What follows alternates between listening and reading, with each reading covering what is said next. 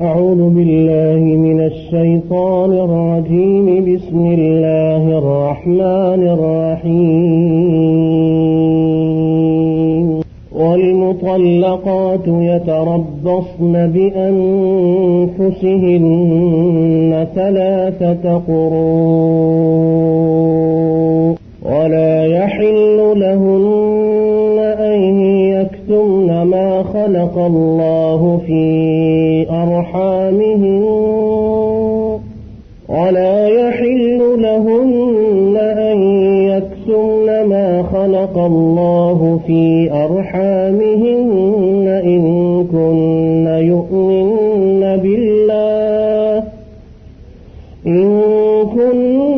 يؤمن بالله واليوم الآخر وبعولتهن أحق بردهن في ذلك إن أرادوا إصلاحا ولهن مثل الذي عليهن بالمعروف وللرجال عليهن درجة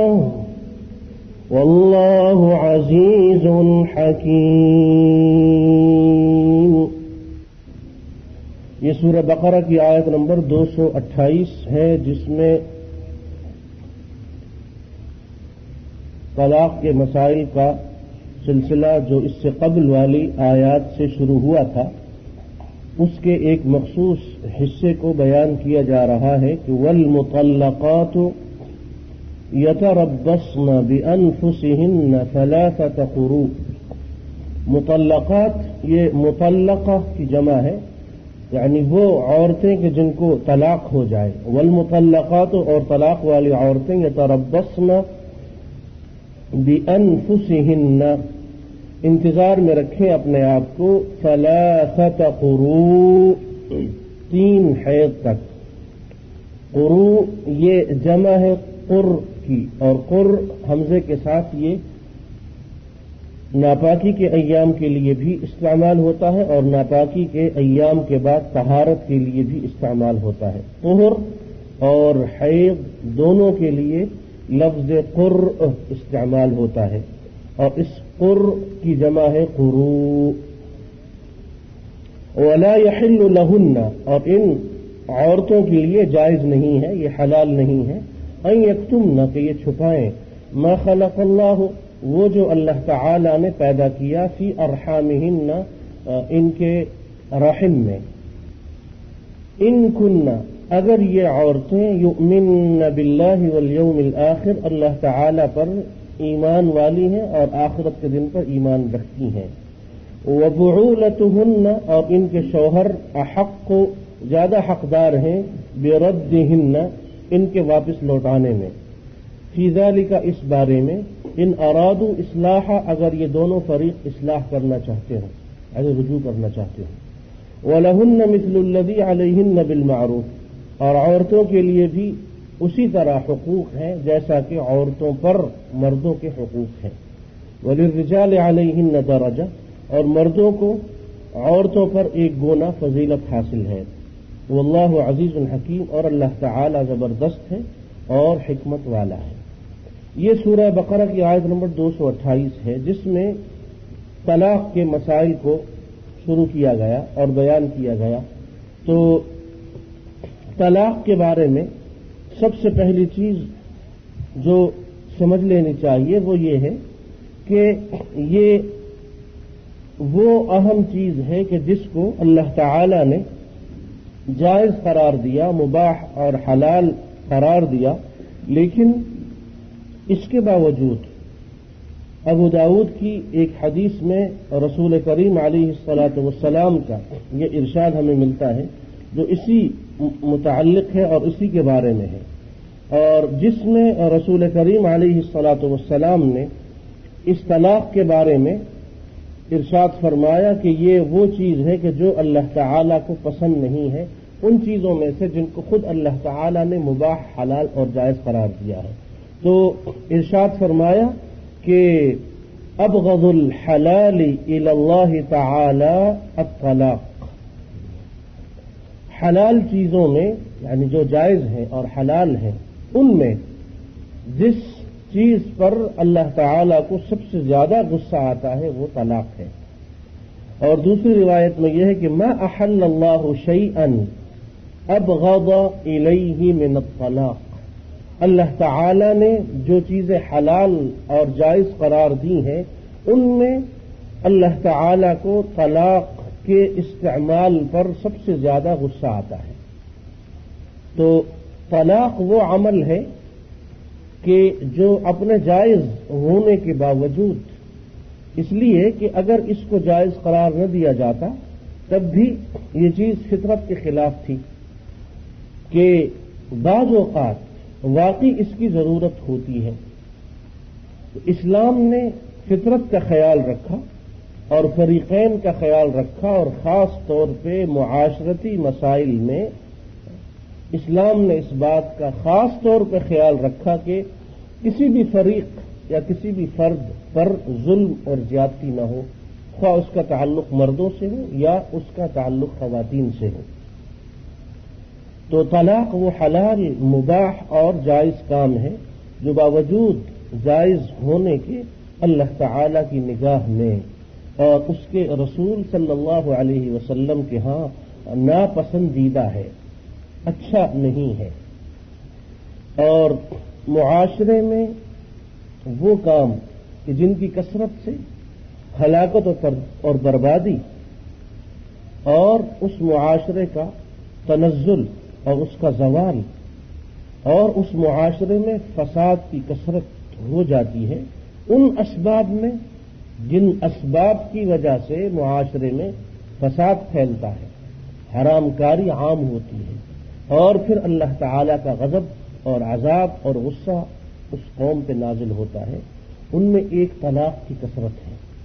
جس معاشرے میں طلاق کی کثرت ہو اس معاشرے پہ اللہ کا عذاب نازل ہوتا ہے، اس لیے کہ طلاق کی کثرت سے حرام کاری اور فساد کے پھیلانے میں مدد ملتی ہے. اسی لیے اللہ تعالی نے حلال اور مباح چیزوں میں اس چیز کو سب سے زیادہ ناپسند قرار دیا اور اللہ تعالی کو سب سے زیادہ یہ ناپسند ہے. اور یہ چیز بھی فطری بات ہے کہ جب کوئی شخص مرد مسلمان کسی مسلمان عورت سے نکاح کرتا ہے، نکاح اور رخصتی شادی کے بعد گھر ان کا بستا ہے، تو یقیناً کچھ نئی چیزیں شامل ہوتی ہیں اور نئے لوگ آپس میں ملتے جلتے ہیں. ظاہر ہے کہ انسان کی طبیعت کے اختلافات کی بنا پہ بعض اوقات ضرور ایسے واقعات رونما ہوتے ہیں، ایسی باتیں سننے میں آتی ہیں جو بعض لوگوں کو پسند نہیں ہوتی. اور یہی وجہ ہے کہ اسلام نے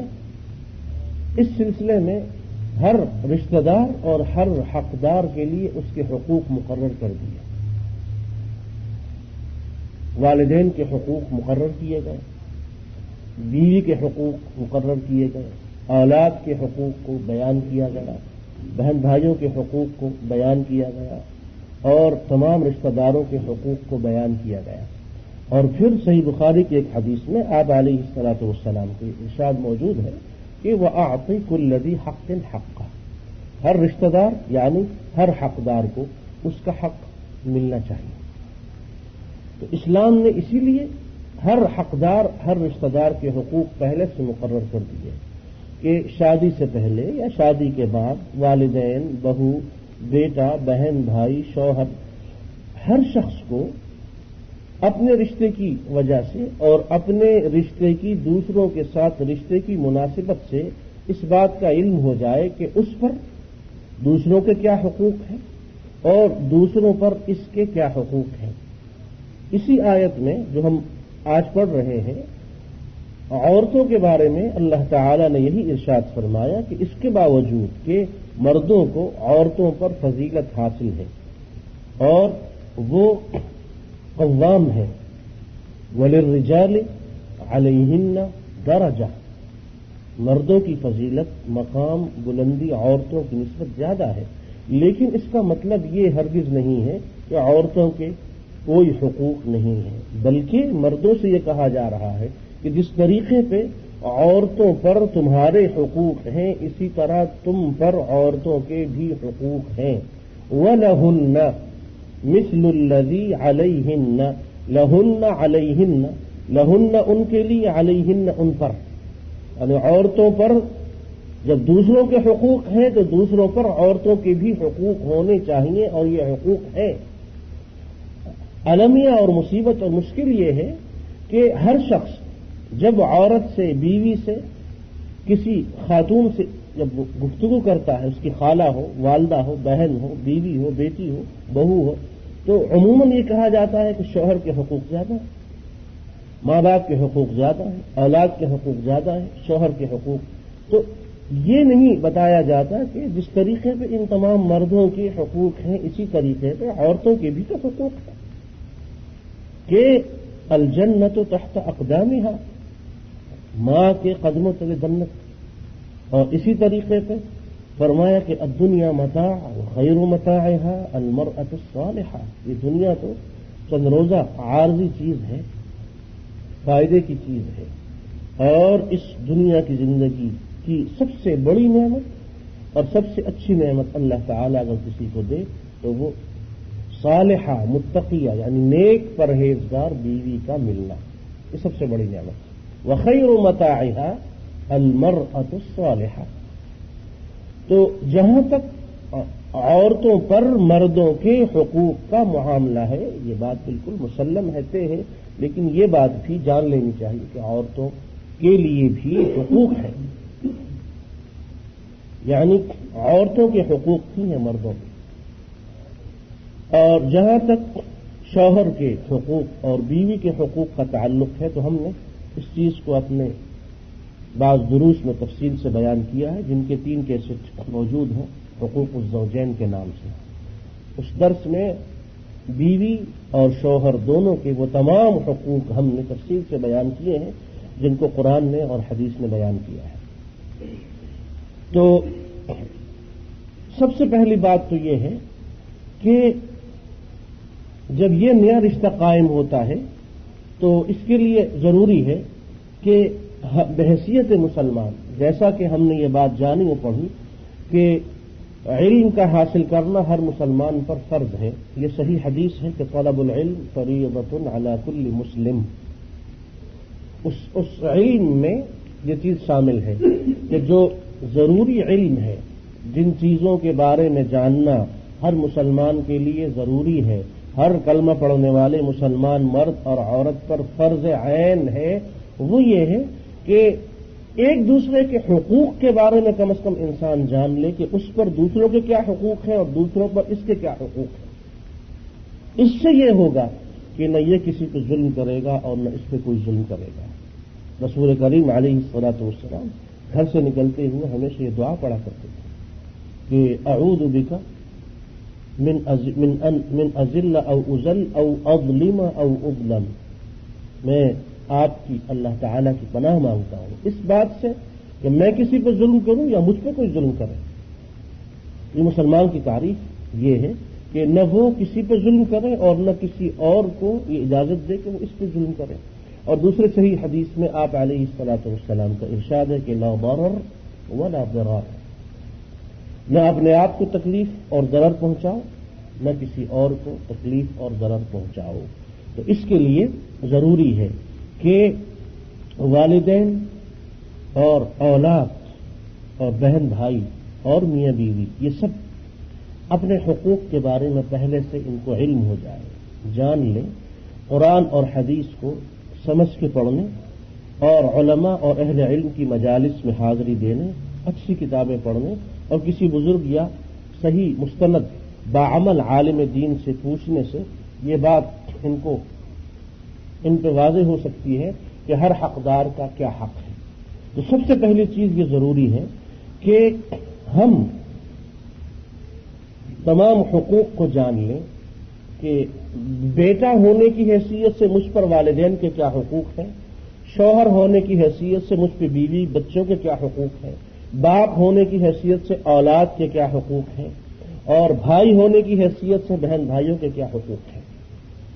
تو جب ان حقوق کا علم ہو جائے گا تو پھر یہ مرد اور یہ شوہر اور یہ انسان اور یہ مسلمان شخص نہ والدین پر ظلم کرے گا، نہ بیوی پر ظلم کرے گا، نہ اولاد کا حق مارے گا، نہ بہن بھائیوں پر ظلم کرے گا۔ عموماً دیکھا یہ جاتا ہے کہ آدمی ایک طرف کا ہو جاتا ہے۔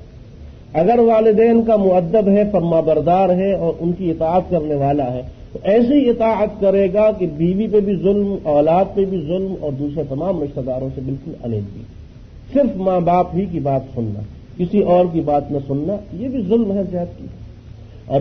بسا اوقات یہ ہوتا ہے کہ بیوی کی محبت میں اتنے دور چلا جاتا ہے کہ اسے پھر دنیا میں اور کوئی چیز نظر نہیں آتی، نہ والدین کا خیال کیا جاتا ہے، نہ بہن بھائیوں کی طرف دیکھا جاتا ہے، نہ رشتہ داروں کے حقوق کو ادا کیا جاتا ہے، صرف ایک بیوی اور اسی کا، تو یہ چیز بھی مناسب نہیں ہے۔ اسی طرح بعض اوقات یہ ہوتا ہے کچھ لوگ دینداری میں اتنا دور چلے جاتے ہیں کہ وہ اپنے اوقات اور اپنی توانائی دین کے لیے صرف کرتے ہیں، استعمال کرتے ہیں، خرچ کرتے ہیں، لیکن اپنی اولاد کی تربیت کی انہیں قطعاً کوئی فکر نہیں ہے۔ مہینوں گھر سے دور رہنا اور اپنی جوان بیٹیوں اور جوان بیٹوں اور چھوٹی اولاد کے بارے میں بالکل بے فکر ہو جانا، صرف یہ کہنا کہ اللہ کے بھروسے کا ہم ان کو چھوڑ کے آ گئے، یہ چیز بالکل عقل کے بھی خلاف ہے اور نقل یعنی دین کے بھی خلاف ہے۔ اور اس کی وجہ کیا ہے کہ خود دین سمجھنا نہیں چاہتے۔ دین کا مقصد ہوائے نفس کے مطابق چلنا نہیں ہے۔ دین کا مقصد یہ ہے کہ جو کچھ اللہ اور اس کے رسول نے کہا اس کو آپ مانیں گے۔ ہمارے ہاں دین کا مفہوم کچھ اور ہے۔ چونکہ میرا مزاج اس بات کو پسند کرتا ہے کہ میں تہجد پڑھوں، تو میں تہجد اس لیے نہیں پڑھتا کہ اللہ کے رسول صلی اللہ علیہ وسلم نے یا اللہ تعالیٰ نے خود قرآن پاک میں اس کی اتنی فضیلتیں بیان کی ہے، بلکہ کیونکہ میری طبیعت کو اچھا لگتا ہے۔ اس کے مقابلے میں واجب چھوڑے ہوئے ہیں، فرض چھوٹے جا رہے ہیں، دوسروں کے حقوق ادا نہیں کیے جا رہے ہیں، لوگوں کے حقوق کھائے جا رہے ہیں، اس کی کوئی فکر نہیں۔ لیکن چونکہ دل یہ چاہتا ہے کہ تہجد پڑھو تو تہجد پڑھ جاتا ہے۔ یہ ہوائے نفس سے دینداری نہیں ہے۔ دینداری میں جو صحیح دینداری ہے اللہ اور اس کے رسول علیہ الصلاۃ والسلام کی مکمل اطاعت اس میں، اور اپنی طبعی میلان ہوتا ہے انسان کا ہوائے نفس کا جملہ عموماً گناہوں کے لیے استعمال ہوتا ہے، لیکن یہ نیکی بھی اللہ کے ہاں قبول نہیں ہے جس نیکی میں نیت صرف یہ ہو کہ چونکہ مجھے اچھا لگتا ہے۔ جس طرح بعض بے وقوف یہ کہتے ہیں کہ ڈائٹنگ کے لیے روزہ ہم رکھ رہے ہیں، وزن کم کرنے کے لیے۔ بعض بے وقوف یہ کہتے ہیں کہ ہم طواف کثرت سے کرتے ہیں اور جناب چکر لگاؤ اور روزہ رکھو، تو اب وہ نیت چونکہ وہ نہیں ہے، اس لیے بھوک ہڑتال اور ڈائٹنگ آپ کی ہوگی، اللہ کے یہاں آپ کے لیے کوئی اجر و ثواب نہیں ہے۔ تو دینداری اس کا نام نہیں ہے۔ دینداری تو یہ ہے کہ جو کچھ اللہ نے کہا، اس کے حبیب علیہ الصلوۃ والسلام نے کہا، آپ کے مزاج کے مطابق ہو، اس کے موافق ہو، اس کے مخالف ہو، جو کچھ بھی ہو آپ نے اس پہ عمل کرنا ہے۔ تو عموماً یہ دیکھا جاتا ہے کہ علم نہ ہونے کی وجہ سے، اور آپ یہ دیکھیے کہ اس وقت حج میں کتنا بڑا مجمع ہوتا ہے اور ثواب کے اچھے دینی دوسرے کاموں میں کتنے لوگ کثرت سے جاتے ہیں، جبکہ یہ تمام چیزیں نفل ہیں۔ ایک حج فرض ہے، اس کے بعد نفل ہے، اور اسی طریقے سے دوسری عبادات کو، دوسری نیکیوں کو اور ان تمام کاموں کو آپ لے لیجیے۔ لیکن جس کام کے بارے میں اللہ کے رسول یہ کہتا ہے کہ یہ فرض عین ہے، یہ فرض عین ہے، موٹی موٹی چیزوں کا علم حاصل کرنا، حلال اور حرام کے بارے میں جاننا، طلاق اور نکاح کے گھریلو دوسرے مسائل کے بارے میں جاننا، ہر بالغ مسلمان کلمہ پڑھنے والے مرد عورت پر فرض ہے۔ اب آپ یہ دیکھیے کہ جو چیز ہر بالغ مسلمان مرد اور عورت پہ فرض عین ہے، اس سے کتنے مسلمان حاصل کر رہے ہیں اس وقت؟ علم کے جو حلقے ہیں، علم جہاں سکھایا جاتا ہے وہاں کتنے مسلمان حاضری دیتے ہیں، اور جہاں نفل چیزیں ہیں کیونکہ وہاں طبیعت زیادہ لگتی ہے، طبیعت کو وہ چیز زیادہ پسند ہے، تو علم نہیں حاصل کیا جاتا کہ برس ہا برس سے آپ اس کام میں لگے ہوئے ہیں اور آپ کو سورہ فاتحہ تک کا ترجمہ نہیں آتا، حلال اور حرام کے مسائل آپ نہیں سیکھنا چاہتے، کیا دینداری ہے؟ اس لیے ضروری ہے کہ آپ باقاعدہ کسی صاحب علم کے پاس بیٹھ کے کچھ وقت لگائیں، ضروری نہیں ہے کہ آپ 6 سال 8 سال لگا کے باقاعدہ عالم فاضل بنے، چند مہینے کم از کم کسی صاحب علم کے پاس جا کے بیٹھیے اور جو ضروری مسائل ہیں جن کا آپ کی زندگی سے تعلق ہے کم از کم وہ تو سیکھیے۔ تو اس لیے طلاق کے مسائل میں یہ چیز ہم جان رہے ہیں اور سمجھ رہے ہیں کہ سب سے پہلی بات یہ ہے بحیثیت شوہر، بحیثیت باپ، بحیثیت بیٹا، یہ ضروری ہے کہ ہر شخص اپنے حقوق کو جان لے۔ اور اسی طرح عورت کے لیے چاہیے کہ بحیثیت ماں اور بحیثیت بہو، بحیثیت بیوی، بحیثیت بیٹی، بحیثیت بہن، اس کے لیے ضروری ہے کہ وہ اپنے حقوق کے بارے میں جانے کہ اس پر دوسروں کے کیا حقوق ہیں اور دوسروں پر اس کے کیا حقوق ہیں۔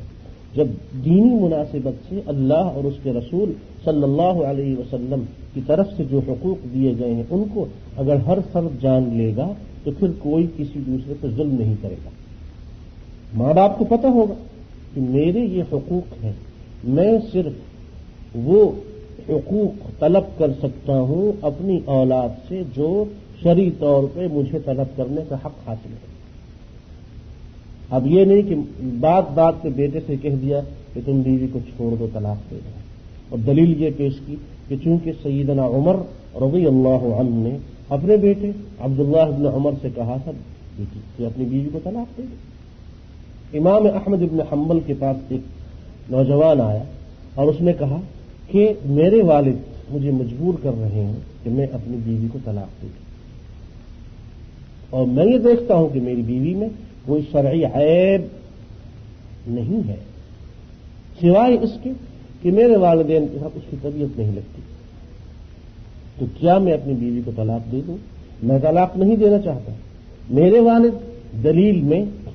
اس حدیث کو پیش کرتے ہیں جس حدیث میں یہ آتا ہے کہ سیدنا عمر رضی اللہ عنہ نے اپنے بیٹے کو مجبور کیا کہ وہ اپنی بیوی کو طلاق دے دے۔ اس نے رسول کریم علیہ الصلوۃ والسلام سے شکایت، تو عبداللہ ابن عمر رضی اللہ عنہ کو جب حکم ملا تو انہوں نے آپ علیہ الصلوۃ والسلام سے شکایت کی، اور آپ صلی اللہ علیہ وسلم نے ارشاد فرمایا کہ جیسے تمہارے والد کہتے ہیں اس طرح کرو، کیونکہ آپ علیہ الصلوۃ والسلام کو علم تھا کہ سیدنا عمر رضی اللہ عنہ نے کسی شرعی ضرورت کی بنا پہ اپنے بیٹے کو طلاق دینے پہ مجبور کیا ہے، تو آپ نے فرمایا کہ باپ کی اطاعت کرو۔ امام احمد بن حنبل کے سامنے جب یہ بات پیش کی گئی تو امام احمد بن حنبل نے ان کے والد کو بلوایا اور ان سے پوچھا کہ آپ اپنی بہو کو کیوں طلاق دلوانا چاہتے ہیں؟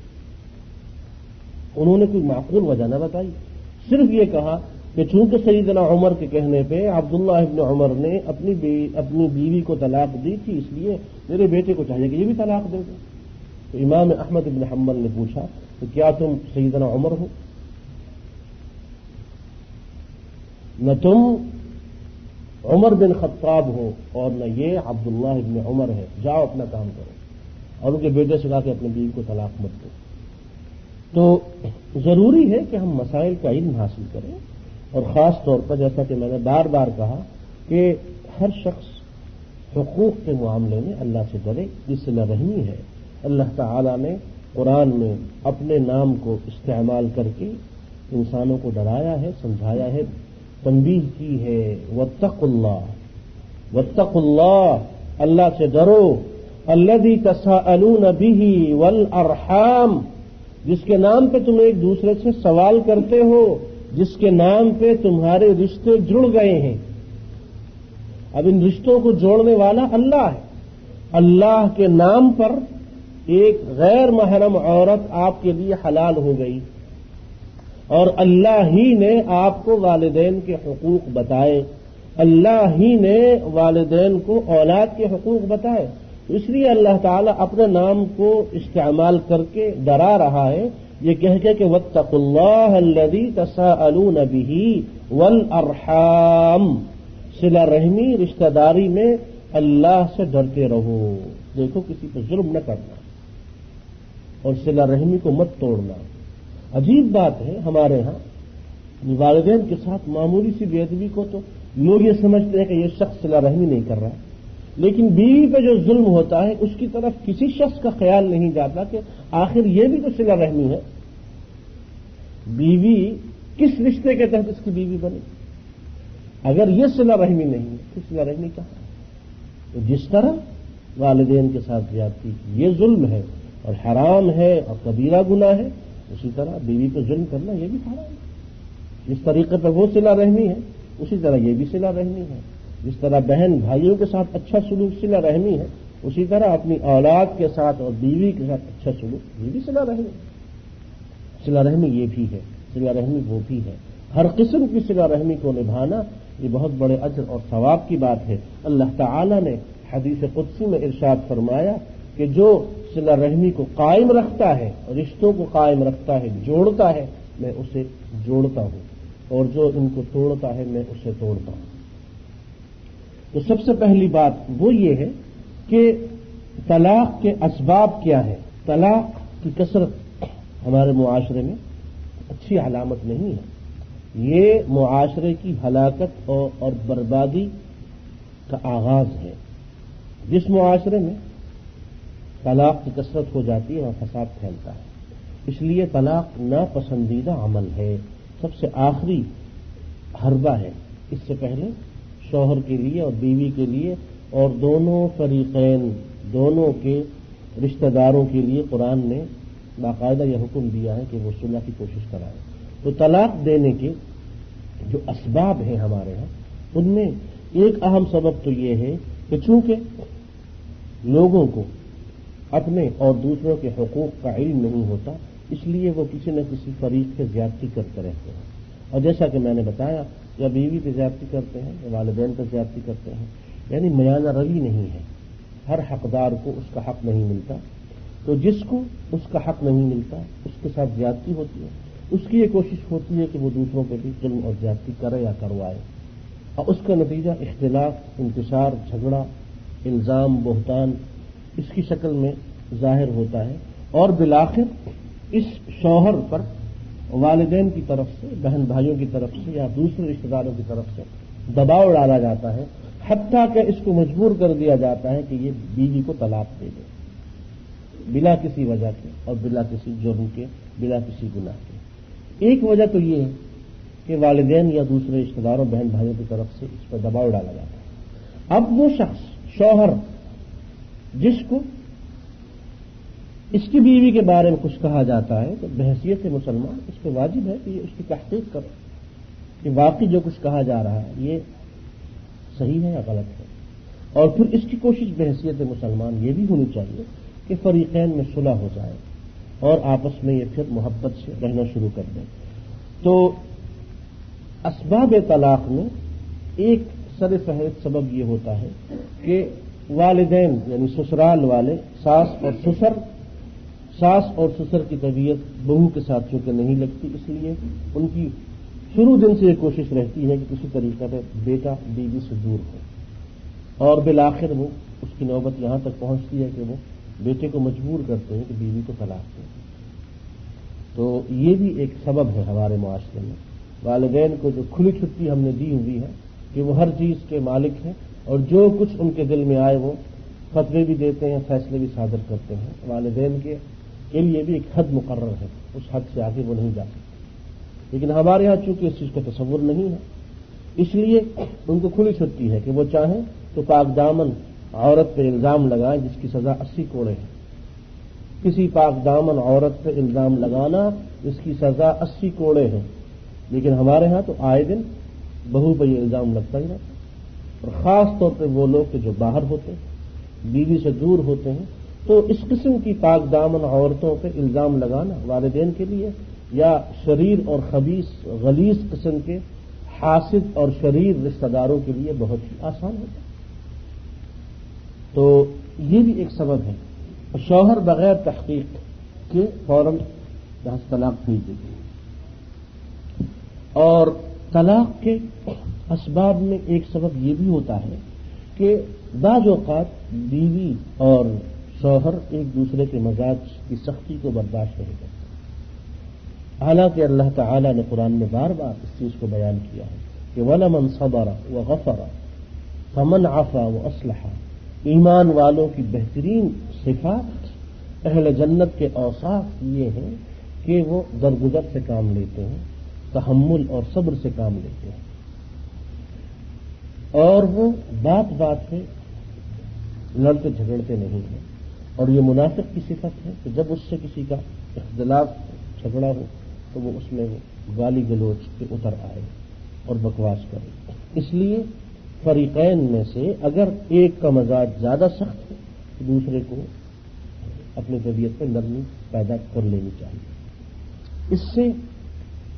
اس کے نفس پہ تو ضرب پڑے گی لیکن اللہ کی نگاہ میں بلند ہو جائے گا۔ آپ علیہ الصلاۃ والسلام نے فرمایا من تواضع للہ رفعہ اللہ، جس نے اللہ کے لیے تواضع کو اختیار کیا اللہ اسے بلند کر دیتا ہے۔ تو اگر آپ شوہر ہو تب بھی بیوی کی کسی سختی کو اگر آپ نے برداشت کر لیا تو آپ کی مردانگی پہ اس کا کوئی اثر نہیں پڑتا۔ اللہ کے لیے اس بات کو برداشت کر لیں، برداشت کر لیں، برداشت کر لیں، برداشت کر لیں۔